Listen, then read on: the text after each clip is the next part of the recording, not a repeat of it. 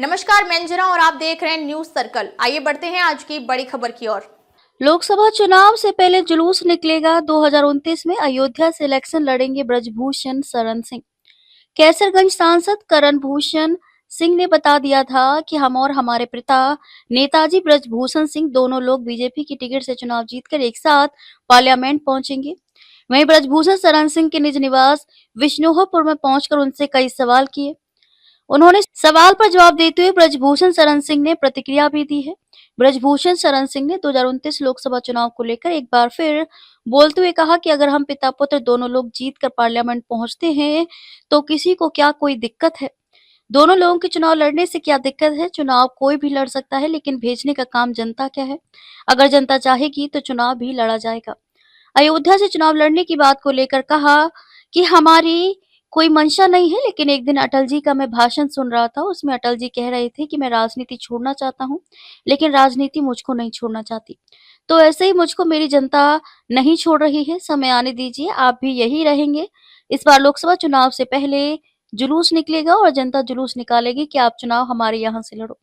किसी भी लोकसभा सीट से कहीं से भी मैंने बयान दिया है, आप सब लोग सावधान रहें। देश में मानव निर्मित समस्या है एक्यूआई। ब्रजभूषण ने कहा कि देश की राजधानी दिल्ली सहित भारत के अन्य प्रदेशों में एक्यूआई की खराब रिपोर्ट हवा का दूषित होना बताया जा रहा है। इसके लिए केवल सरकार नहीं जिम्मेदार है, ये मानव निर्मित समस्या है। इसके लिए किसानों को जागरूक करने की जरूरत है। एक ईंट भट्टा साल भर में कितना धुआं छोड़ता होगा, उतना एक एकड़ पराली जलाने में धुआं निकलता है। तो एक भट्टे के लिए बहुत कानून है। और दूसरा, जिस गाड़ी लैंड क्रूजर से मैं चलता हूँ उसका दिल्ली में तेल नहीं मिलेगा, ना ही उसका इंजन खुला है, ना ही वे गाड़ी धुआं करती है। प्रदूषण का सर्टिफिकेट बना हुआ है, लेकिन दिल्ली में वह नहीं चल सकती। नियम से लेकर लेखपाल तक के अधिकारी जिम्मेदार ब्रजभूषण शरण सिंह ने कहा कि मीडिया के माध्यम से सरकार का ध्यान एक्यूआई रिपोर्ट की ओर खींचना चाहता हूं। इसके लिए नियम से लेकर लेखपाल तक के अधिकारी जिम्मेदार हैं। इसमें किसानों को जागरूक करने की जरूरत है। इसमें पूंजीपति की चाल है। गाड़ियों के धुएं से वायु प्रदूषण नहीं होता है, जितना किसानों के खेत से जलने वाली पराली से होता है। राहुल गांधी ने जो सवाल उठाया था, सरकार उनकी लोकेशन पर नजर रखती है।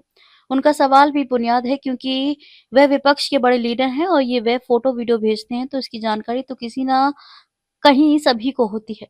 सुरक्षा की दृष्टि से भी हो सकती है। हम भी यहाँ बैठे हुए हैं तो हम भी किसी की नजर में हैं। आज के सोशल मीडिया मोबाइल के जमाने में कोई ये नहीं कह सकता कि वह किसी से बचा हुआ है। ब्राह्मण नेताओं की बैठक पर क्यों उठ रहे सवाल। ब्रजभूषण यूपी में बीते दिनों ब्राह्मण नेताओं की बैठक के सवाल पर ब्रजभूषण ने कहा कि इसमें कोई गलत बात कहाँ है।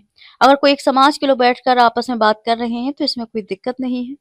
कुछ मन पहले क्षत्रिय समाज के लोगों ने बैठक की थी, इसमें किसी को कोई दिक्कत नहीं होनी चाहिए।